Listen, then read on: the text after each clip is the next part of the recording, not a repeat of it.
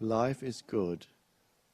That realization comes when you realize it's actually wonderful to realize how impermanent all the forms around you are. To watch dissolving forms means the formless comes up in you. It's only from there that you can watch that and not react.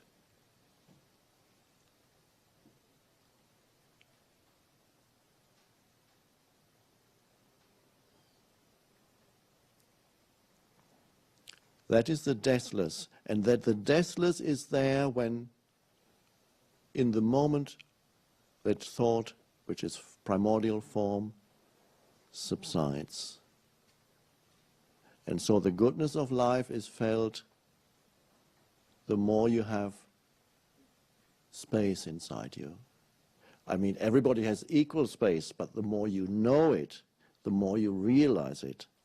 Because if the fact that everybody has exactly the same space within as their essence, even within and without ultimately is meaningless, it's very much like saying everybody is tremendously wealthy, but some people have forgotten their bank account number. And if you've forgotten your bank account number that has $100 million in it, you're poor. Or are you wealthy? It's a question of perspective. This is not a good analogy, because $100 million would make no difference to you, really, to the joy of life, whether you know that life is good. So be aware that already that space of no thought is already in you many times during the day. And again, beware of sense perception and see when you first listen, when you first look at something, even when you first touch something, there is a brief moment of no naming, simply a still perception. And that's where truly there's direct experience at that moment. The moment you start thinking and naming, it's no longer direct experience, it's an abstraction. And you've brought in the past. Now, thought can still operate in you, but it is no longer self-serving then. It still operates when it is needed. And those humans who can think well, there are not many humans who can think well, most are simply burdened with noise in the head. Those humans who think creatively, who have original thoughts, not deep thoughts, they don't exist. Deep thoughts don't exist, but an original thought can come out of the depths of stillness. No, every thought is a form. It can point to the depths, but in itself it cannot be deep. No thought is deep. So humans who can think originally, original thinkers, creative thinkers, inspiring thinkers, the way they think is they enter the state of alertness, and many of them, they don't even know that that's what they do. They enter the state of alertness, and they step back into no thought very briefly, and then the words come. When they have uttered a certain sequence of words, they step back into no thought. Briefly, you may not even notice it. It's not that they become still and suddenly start meditating. They step back into no thought. There's a brief, might be only 2 seconds.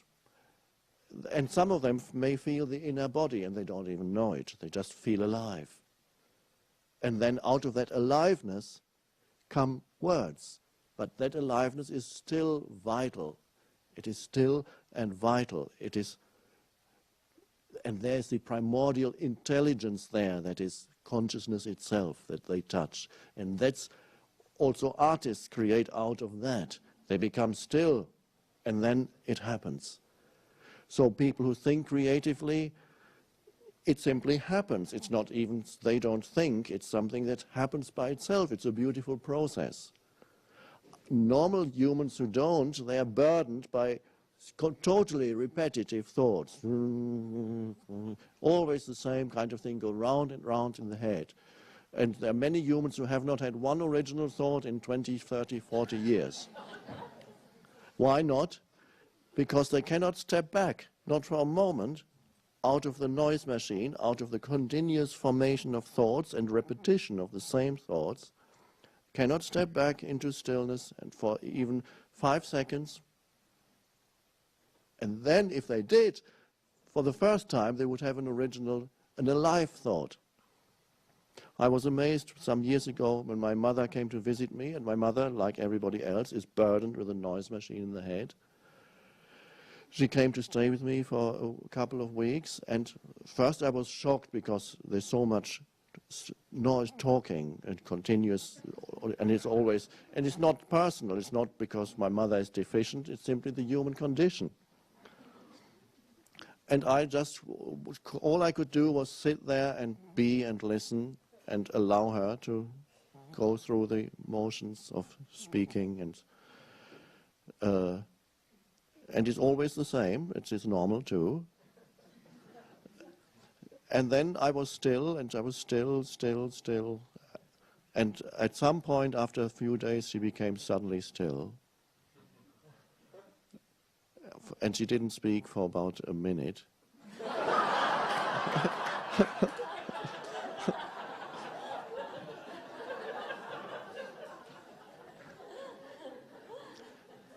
And then suddenly came in, what she said then was, I found amazing. What she said then is the beginning of all spiritual seeking, is the beginning of all philosophy, lies at the very beginning of all that. And she said, isn't it strange, we are born and then we die. That was an original, true thought. And that came perhaps because some of the stillness activated for a moment that dimension in her, and so, yes. So even the noisiest, and that question is more important than the answer. Just to dwell with that question. You don't even need to answer it on a conceptual level. Just have that question there and allow the strangeness of birth and death to be there. With why are you? Do we need to explain it? You can arrive at a knowing that is beyond concepts by simply allowing the mystery of life to be there. We are born and then we die. Wow. So to be creative, a creative thinker, it's a continuous moving back and forth between nothingness, emptiness, you dissolve into nothingness, and then form comes back. Nothingness, no-thingness, thingness. No-thingness, thingness. Because every thought is a thing. Not a physical thing, but it's a form, and a form is a thing. So discover that is how to think creatively. But it's essential here for you to discover that already that dimension is present in your life. It may be there when you open your eyes in the morning, you wake up. And there's a moment of when you haven't remembered, you're not remembered your past, and you're not thinking about the future, and you haven't remembered your problems. There's simply aware presence. Ah, there it is. Now, it is whether or not you achieve mastery in this or that doesn't really matter. Some people achieve mastery in kicking a ball or throwing a ball. And in there, they have, if they are doing it well, they're doing it without thought. In other words, they are not doing it at all. It's happening. They link into a greater whole that is performing through them. A greater intelligence is acting through them. To see that in action is always beautiful. And most humans love watching it. They don't know why. I always say, why otherwise would they watch people either kicking or throwing or hitting a ball for hours and hours? Well, ego comes in too, because you identify with a particular team. Yeah.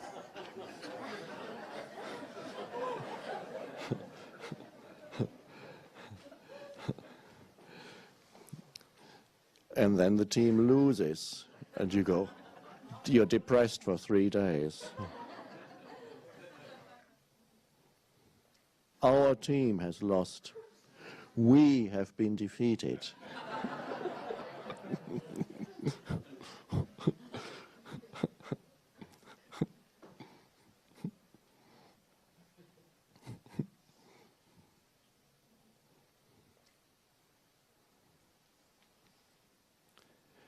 So there are different approaches to the same. You can look simply for where the spaces already are in your life. And as they become conscious, more conscious, they become deepened and prolonged. And then, if that works for you, but too simply, as Nisargadatta said, the radical refusal to harbor thoughts, don't misunderstand that. It does not involve willpower as such, as we know it. It does not involve opposing something. It does not involve fighting thought. You cannot fight against a thought. You could, for a little while, you could suppress a thought, but while you suppress the thought, more and more thoughts accumulate behind that one, and eventually the lid will blow off. You could say, I'm not going to think.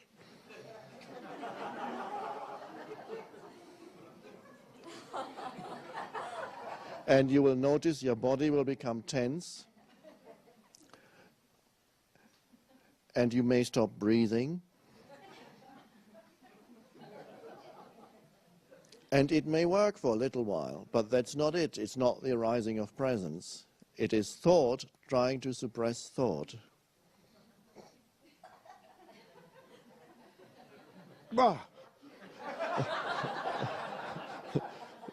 And then the slightest thing happens while you're doing that. Somebody knocks at the door.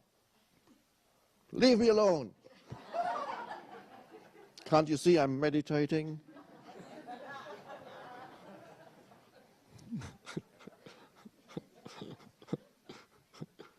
So it can be misunderstood. That's perhaps why Krishnamurti never said it. There is no effort involved, and yet there's intense energy there. Your body is quite relaxed in that state, but you are present throughout the body. Every cell is alive with presence. Every cell alive with presence. And you sense the entire body. And it is simply the alertness that does it, not some kind of willpower, not some kind of wanting. The alertness is there that is such that it doesn't allow thought to come. And if thought does come, it comes into the field of alertness, which is so bright, this is an analogy, it's so filled with light that the thought comes, and the moment it reaches the alertness, it dissolves in it. It goes, ooh, ooh.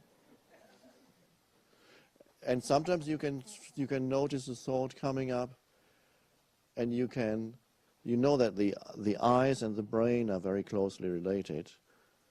They say the cells of the eyes are the same as the brain cells. I don't know if that's true.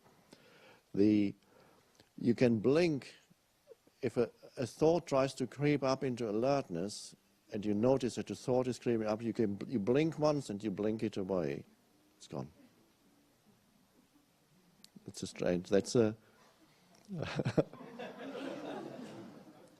a wonderful practice is to be practiced with your partner or anybody that you know well, or once you get used to it, even anybody that you don't know well, is to look into each other's eyes. It's not called staring, it's called gazing. Because staring is I'm going to outstare you. Staring is ego. Who can last longer? And so on. No, we could call it gazing. So in some spiritual circles it is done a lot. In some spiritual circles it is overdone. But there's a beauty to it when it happens naturally, or as together with your partner, someone, you look into each other's eyes for a long time, and the point of it is to share the space of thoughtless presence, where you merge beyond thought. The point of it is not to think about the other person or yourself, but simply to abide in no thought while the looking happens. And that you merge virtually, because when thought doesn't operate, there's no thought of me and the other anymore. There's simply a oneness that arises, a space of presence arises between you. And if thoughts do come in, you can either recognize them as thoughts and say they're not important, it's just a thought, and you allow it to pass through. Or you can blink it away just once or twice. One blink is enough usually. A little thought comes, one blink, it's gone. Or it comes and it drifts away.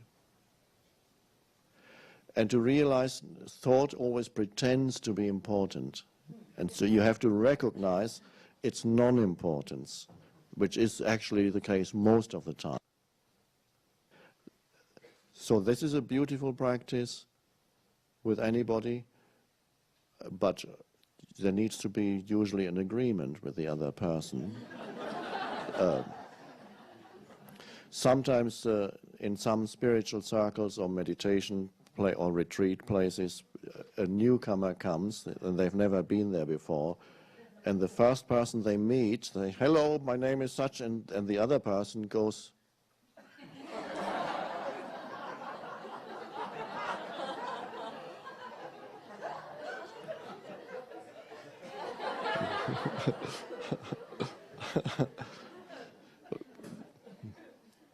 It can be very beautiful, and it can also, like everything else, it can degenerate into something that you feel you should be doing to fit in or to be spiritual or whatever.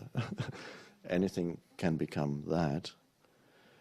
So, and then also once you can actually, the same happens when you look, once you practice thoughtless, present looking, you can actually do it with people who don't know that you're doing it, but not in the way I just described.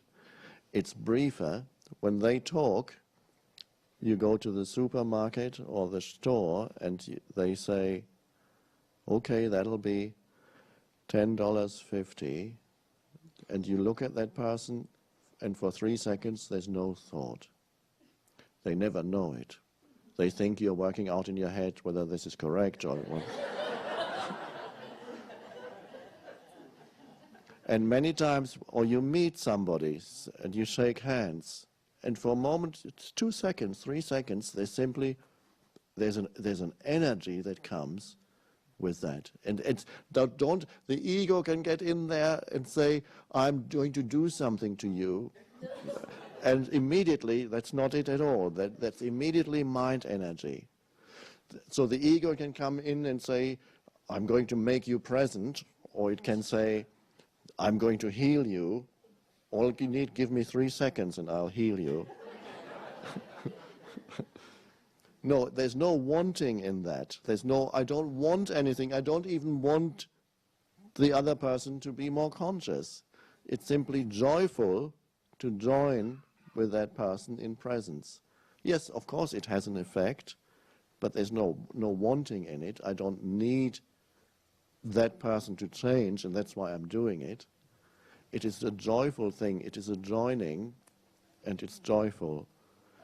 And that changes all your interactions once you're able to look at another human being and remain free of thought, if only just briefly. Enough. A completely different energy comes into the interaction, which there's nothing to do with thought energy, mind energy. Yes, and then you speak. Another way, very important now, again, to bring that dimension into your life, to invite it into your life, not to create it. You don't create stillness or spaciousness because it's already there. You already discover it. So don't think you need to bring it about as such. It's there. When you speak to someone, usually it consists of several sentences. It's a mind stream. You're telling something, something needs to be done, or this or that. Come to the end of that particular mind stream as soon as possible and then step back. Otherwise, you go on and on. Or the other person takes over and then goes on, and then you take over, and then she takes over, or he takes over. And some people don't even need the other person. They're happy to be engaged. They're happy with a monologue. And all they want is somebody to be there they can talk at. And it goes on and on. But it's very easy once you're in a conversation with somebody for the mind stream to take over the interaction completely.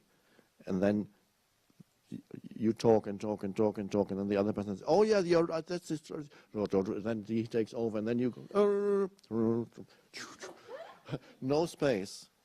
So to also step back here, the similar thing that you do when you wish to think creatively, stepping back when the mind, you've said what you had to say, why carry on?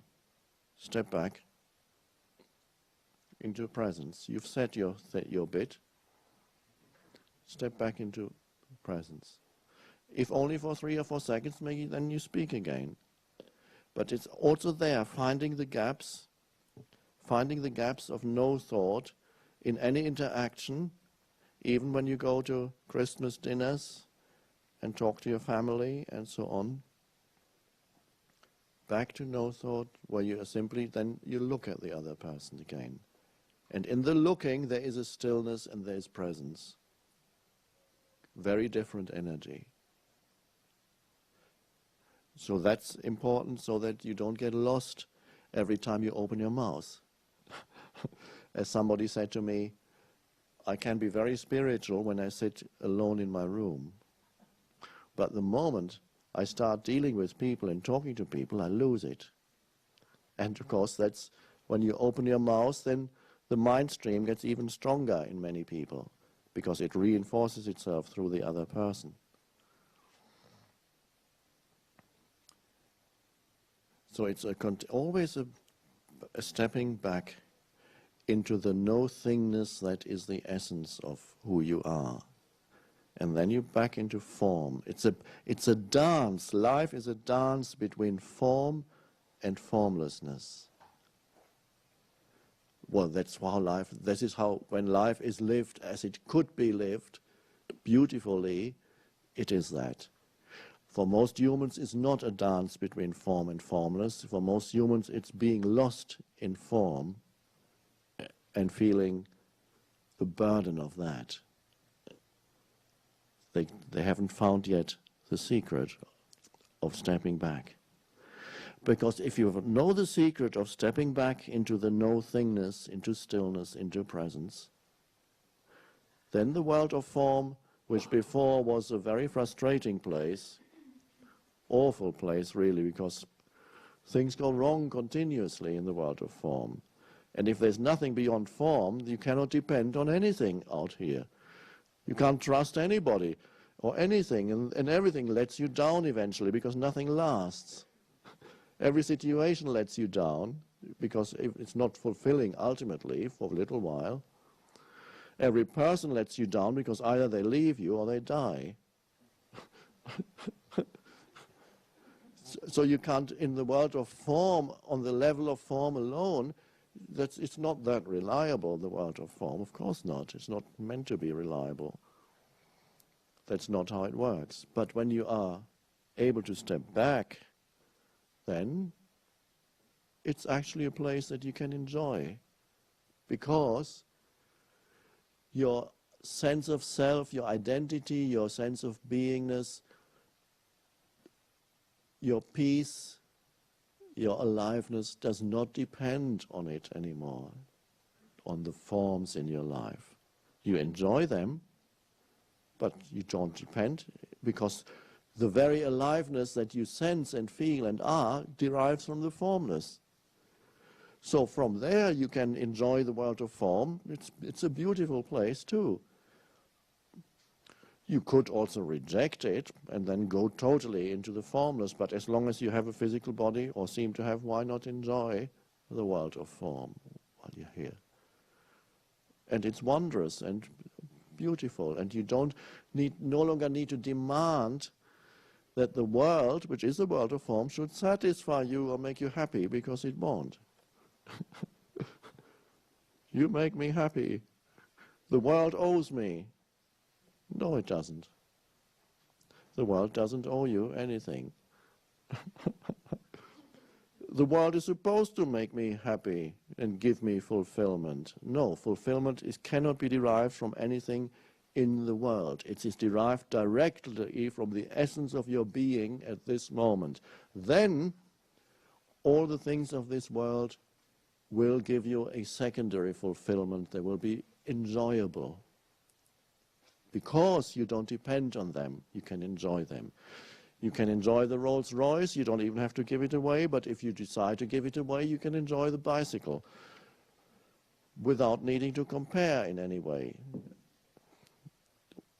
The fact that you drive a Rolls Royce doesn't mean you're superior in any way to the next person on a bicycle, or the other way around.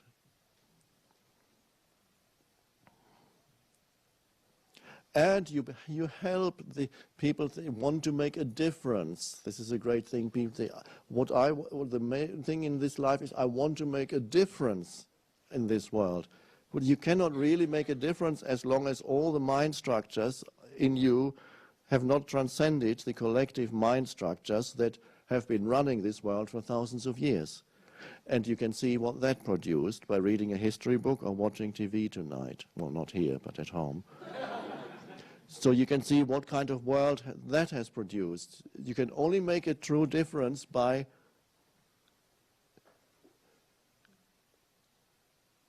changing inside, by accessing that, by going through that shift in consciousness.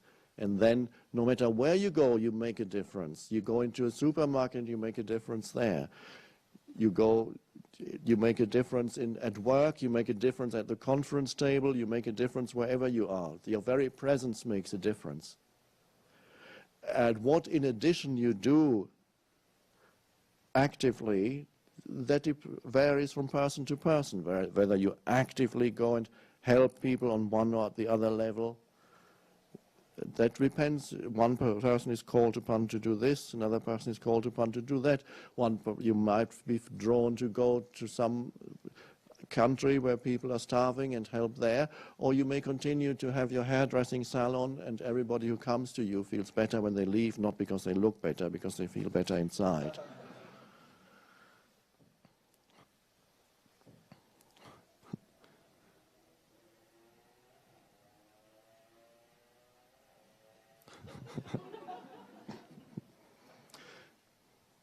We are entering the phase of silence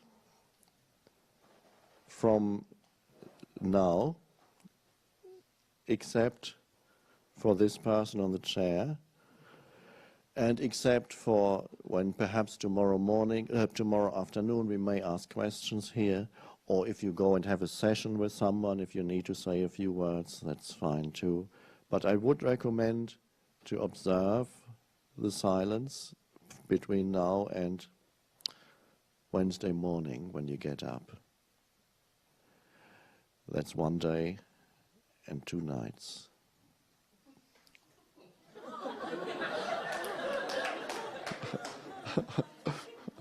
Now, one thing for those of you who are not experienced retreatees, retreat attendants, participants, you may find it at first very awkward to sit at a table in the dining hall and nobody is speaking. You may find it awkward to be, if you're sharing a room, to be with 1 or 2 or 3 people and you can't talk to them. And you can sense that awkwardness, perhaps it's the same awkwardness that you feel when you go into a small elevator and somebody else steps in and you're both standing there and it's going... And usually one of them will break the silence because they can't stand it anymore. You cannot endure 10 floors of silence. And usually one person will break it and will make a comment about the weather. That's the first thing. It's wet today, isn't it? And the other person is relieved and says, yes, it is, and I think it's going to rain even more. Okay, that's it. It worked. So if you feel the awkwardness and so what do you do then? Very simple. Watch the feeling of awkwardness and allow it to be there, so that you become the space around the awkwardness. There's the awkwardness, and there's, oh, I feel awkward. And then you feel it, you feel what it is that you feel. So you bring consciousness to it. And you allow, you don't say, oh, I shouldn't be feeling awkward because he talked about it. No, I'm not saying don't feel awkward. I say, when you feel awkward, know that you're feeling awkward and say, it's okay to feel awkward. I allow myself to feel awkward. The allowing also brings the space.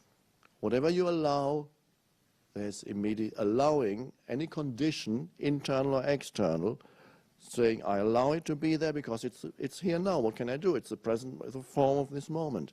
You allow it. The allowing means you are immediately, there's a space around it. And you are the allowing space, because space contains it all. Space allows everything to be there, and that is another way of course, accessing spaciousness or presence, no matter what the condition is.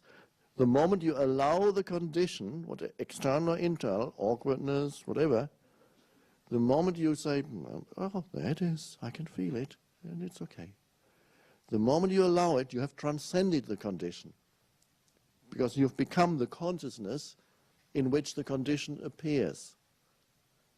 Whereas before, you were trapped in the condition. And you were little, limited by the condition. Yourself was in the condition, your sense of self. You incarnated into the condition. And now you step out of the condition and allow the condition. You are the space for all conditions. And that's beautiful. So, and once you allow it, you transcend. And that means when you transcend a condition, for a little while it's still there, and then usually it dissolves because you're not feeding it anymore. If you were resisting if you want to prolong a condition, you resist it. External or internal. If you want to prolong it, you create inner resistance. Or some mental resistance. I'm feeling this, but I shouldn't be. unnecessary. Allow this moment to be as it is, no matter what form it takes. And if you do that, that alone takes you to the formless. That alone would take you to the formless. Because the formless is the allowing, the space that is there the moment you allow. It's a stepping back from the condition. Stepping, one could almost say you take the self out of the condition. You take the self out of the condition. And the self is recognized as space, not as something. The self is recognized in its essence as no-thingness. That is the self that the Hindu teachings talk about, the great self, the one self. And then there's a little self that identifies with a condition, a thought, an emotion, a form, a car, whatever.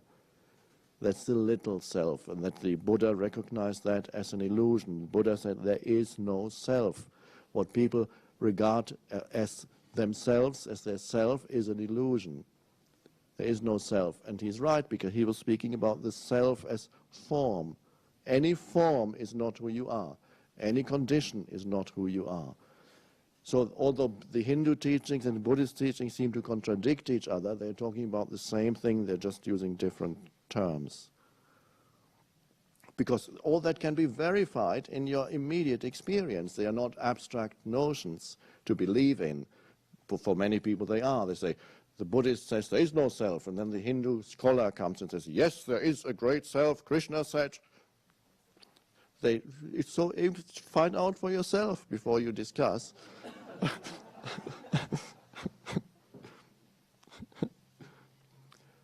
So the awkwardness will go away if you allow it to be there, if it's there. And then actually it's quite nice to be in silence together, in stillness together. And to eat your meal, one spoonful at a time, and taste it perhaps even more. Don't make a ritual out of anything. Don't say, I'm going to chew 25. When you're in silence, the mind will sometimes invent games to keep itself busy.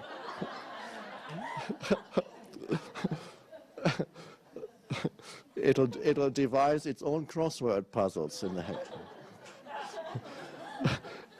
And then you start counting the people in the room.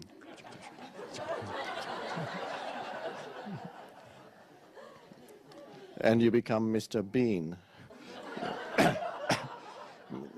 Mr. Bean is so funny because there's always a basic truth of how the mind operates, and he just exaggerates it a little.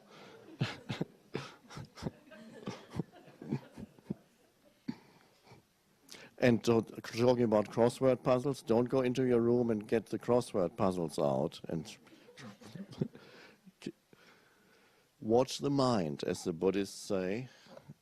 The Buddhists in Buddhist monasteries, when they want you to shut up, they say, watch your mind.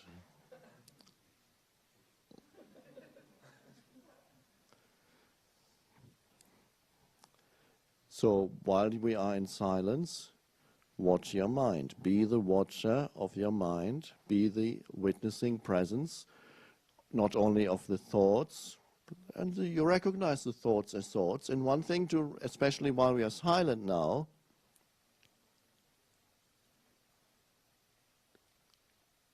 don't take your thoughts too seriously. They are only thoughts. When you take them seriously, then they get bigger and bigger. When you recognize a thought as a thought, it comes and goes. It's harmless. There's no self in it.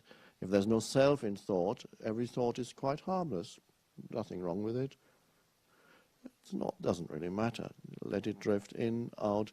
Be in the body as much as possible.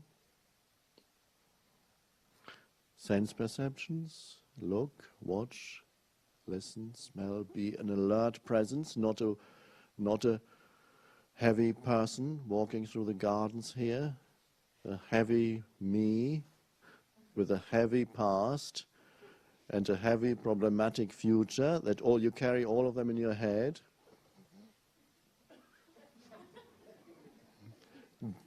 Simply be an alert presence, be consciousness, be a field of consciousness that walks through the gardens.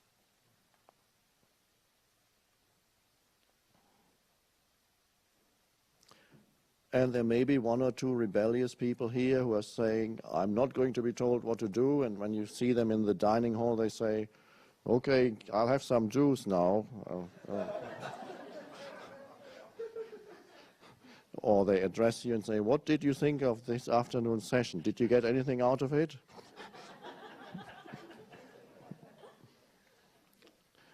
To which the correct answer, of course, is nothing. Didn't get anything out of it.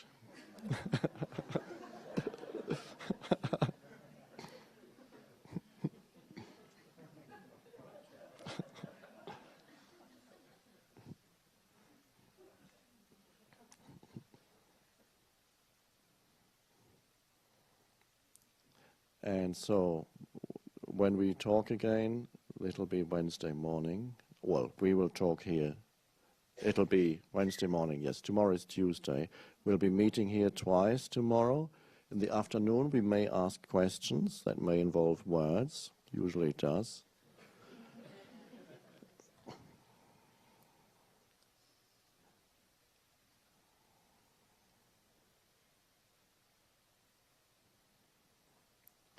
The most pointless talk, by the way, especially on retreats or anywhere, is talking about presence. What it is, what I think it is. You're either present or not. That's all.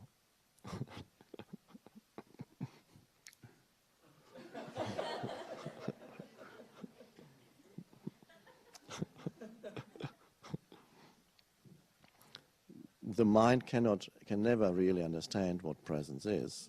So don't try to. Sometimes there was a retreat 2 years ago. After a week, finally one mind, which is always it's a human mind, so it's nothing personal, asked me, "Would you please define in more detail and more clearly what presence is?" We had practiced presence for a whole week. Now the mind demanded a more clearer definition of presence so that it can put it in its pocket and take home a set of concepts and say, okay, now I know what presence is. Now what's the next workshop I can go to?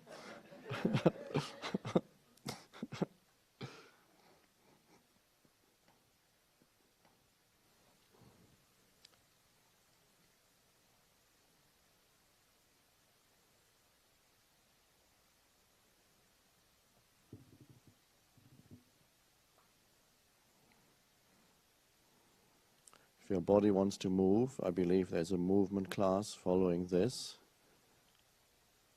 And you can be present, the body can be present. I can feel that my body wants to move, but I may not come to the class.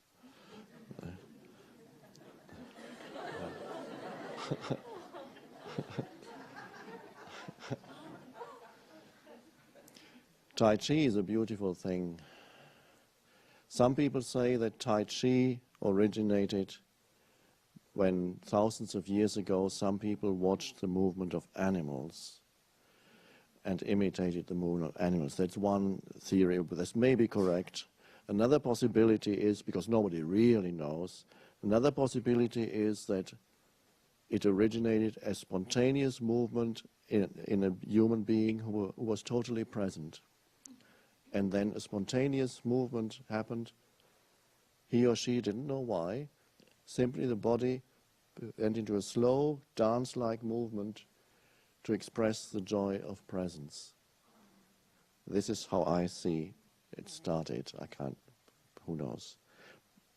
It happened to me once, and it happened to Kim. I observed her. She suddenly started moving, and she had never studied before. When she did that, never done Tai Chi before. And it was better than Tai Chi because it was totally spontaneous. It came out of presence.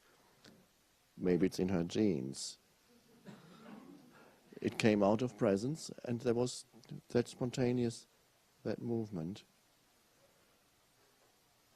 And then, that was thousands of years ago, when perhaps the first person went into that in China, and there were probably some bystanders said, what's that person doing? It looks incredible.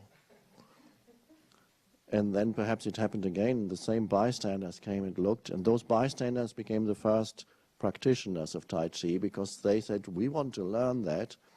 And then they got a piece of paper, if they had paper, or whatever they had, and said, okay, left arm goes up now. Now the right leg goes up slightly, and then it goes down again. And then later they started teaching it, and miraculously, even though that was turning it around, it still worked in some way.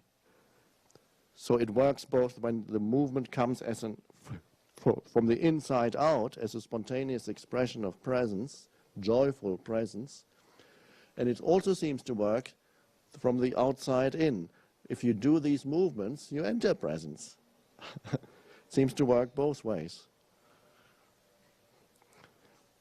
Well, if you do them rightly and you're not thinking while you're doing them. Of course, if you're thinking, okay, my arm needs to be there now, then you're not present in that movement because you're already there.